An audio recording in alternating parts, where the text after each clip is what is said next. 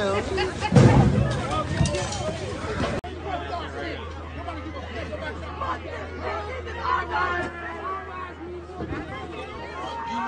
Hey, y'all. Hey, y'all. Police are shooting brother. Hey, I just talked they to the just shot him in the ear, it looks like. I just talked to Dante's mama.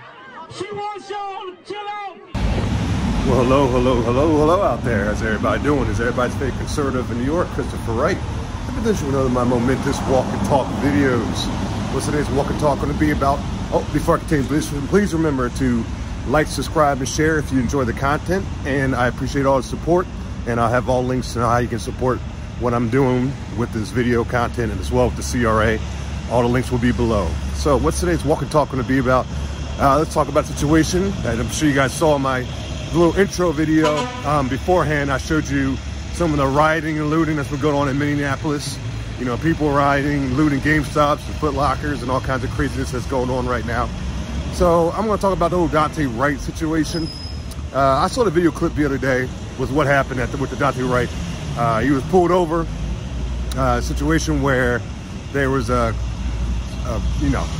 warrant for his arrest because of a previous robbery.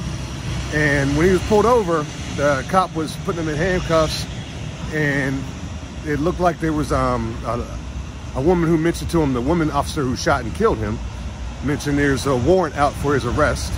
And when he heard that words, it looked like he kind of got triggered by what she was said and tried to rush back into his vehicle and drive off.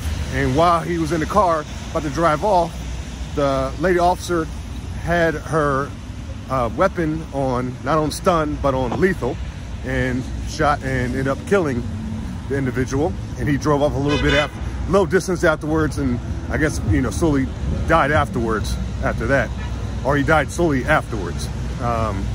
So, you know, my situation is this, man. It's almost like here we go again. You know, we got the Trayvon Martin situation that wasn't even done by a police officer. You look at the Ahmaud Arbery situation, you look at George Floyd, and it's a similar kind of circumstance you see. Even, you know, Eric Garner is the least of those. I don't like to compare him too much to that situation, but similar in terms of it's the retaliation aspect of it. I keep bringing this up in previous videos, but bring it up again. You know, I had my father, my uncle, and other relatives. As soon as I turned 16, they showed me how to handle myself when dealing with the police. They told me how important it is to be, you know, properly on point and, you know, carrying myself a certain way, because it's a split-second decision. Things can change from very calm to drastic in a heartbeat, especially if you're making the cop feel uncomfortable or acting a certain way and not being in a proper frame of mind. And these guys, you see these videos and, you know, they retaliate and they're getting aggressive. They're talking in an aggressive tone.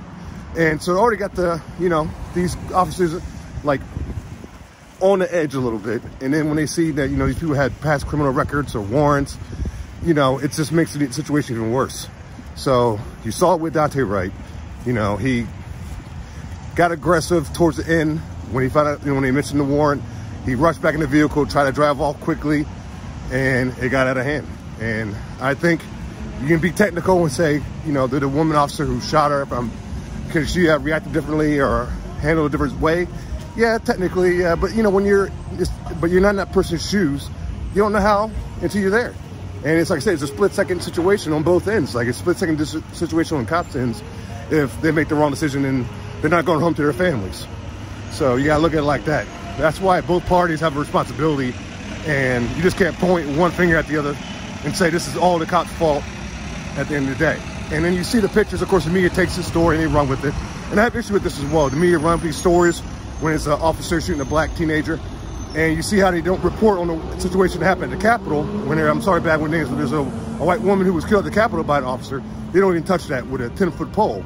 But yet, anytime there's a black teen situation, they always want to talk about it. I honestly think these situations should be only local news only. Keep it to local news. Stop making it mainstream media, because mainstream media runs with it, and they use these people's lives to cause division, lost lives to cause division, and that's what they're doing right now. And you see a lot of these protests, you see in these videos, that's foolish, you know, all this craziness. They honestly don't care about black lives either, because they will be protesting every time there's a black life lost in the inner city, in Chicago, Baltimore, Detroit, anything like that, but they're not. They only are waiting for their freeloaders, waiting for opportunity so they can come out and riot and loot and steal and rob. and killed in some situations. So I don't believe that at all. There's a little clip I got here, which was on Fox News recorded. It was a little exchange between Dan Bongino, which I'm a big fan of, and Geraldo Rivera, which I'm not a fan of, you know, who's a supposed Republican, but the way he acts sometimes, it's hard to tell. But they kind of had a back and forth, and it was about this whole situation what happened in Minneapolis. And like Dan Bongino was coming from like the perspective I am, like, okay, here we are again, enough's enough. How many times we gotta go through with this? And Geraldo was coming from like more of a leftist kind of point of view and doing the whole, you know, when was this gonna stop? Oh my gosh, you know, this is getting out of control. And, you know, just trying to pander pretty much, pander. And what Geraldo was doing, and Dan wasn't putting up with it, and then it got out of control, and Geraldo ended up calling him an SOB. And, you know, just check out the clip and tell me what you guys think. It's insane, but this is what's going on right now in the news, especially in the mainstream media. He's injecting race into the argument because he has nothing else. Mr. Rhetoric. That's why. Right. You tell that to the black families that see their sons being killed. That's all you got. Twice the rate you of got white nothing else, sons. buddy. You've got nothing else. That's a fact. You've got nothing else. All you want to do is fact. see the country burn. You just want to see the country burn. That's it. I want to see the country burn. You son of a I want to see the country burn. Now you see what happened there. You know, guys, let me know what you think in the comment section. You know, who was right and who's wrong in that little back and forth. I mean, I think Dan Bongino was just, you know, saying, you know, speaking the truth, man, speaking of mind, and just like getting to the point where he's like, I'm not going through this whole recycled story that's been done over and over again throughout the mainstream media, and there's never a fix. There's never a fix to the root issue. And the root issue, in my opinion, is this. It's like you see a lot of these situations when these young black males, a lot of times getting back and forth with the police, and it gets out of control. It's like late at night, sometimes 1, 2 in the morning. You know, they had, you know, might have a weapon on them, or, you know, illegal weapon on them at the time, or tossed it beforehand. And it's just in situations where, how do they get in situations in the first place? People keep asking, like, we can either just keep talking about these stories every couple of weeks when it happens, or we can fix the root of the issue. And the root of the issue is this, in my opinion, is just fatherless homes. There's no fathers in the homes. When I was a young person, you know, I wouldn't be out in the streets too late at night because I knew my dad would not be playing around with me. He'd be waiting at home, like, where you been? Who are you hanging out with? What are their names? The whole nine. So he kept me in check, man. And I know my dad went to Charles Hickey School, the largest detention center in Baltimore, and a lot of these young black male teens that I would meet there were there because I could tell they didn't have a father figure. They were left to run the streets at late at night, do whatever they want to do. They, in their mind, were their own man at a very young age. And it reflects, it shows, because they would be making the wrong decisions and they were influenced by the wrong people. And that's what needs to change, especially within the black community, in my opinion. So I'm not a person that's going to be like, every time one of these incidents happen, mainstream media runs with the story, tries to do racial division with it. I'm not going to hop on, oh no, the white man's out to get me. I'm not going to do none of that. I'm sick of it. Keep it to the local news, like I said earlier. And let's focus on the real issue of the black community, which is the fatherless homes. And let's do what it takes to change our state of mind, change the party we run with in our policies, and get organized and change that root issue. And then we'll see, I feel, you know, less of these situations, less of these videos, less of these circumstances when young black men are, you know, they're killed by the police.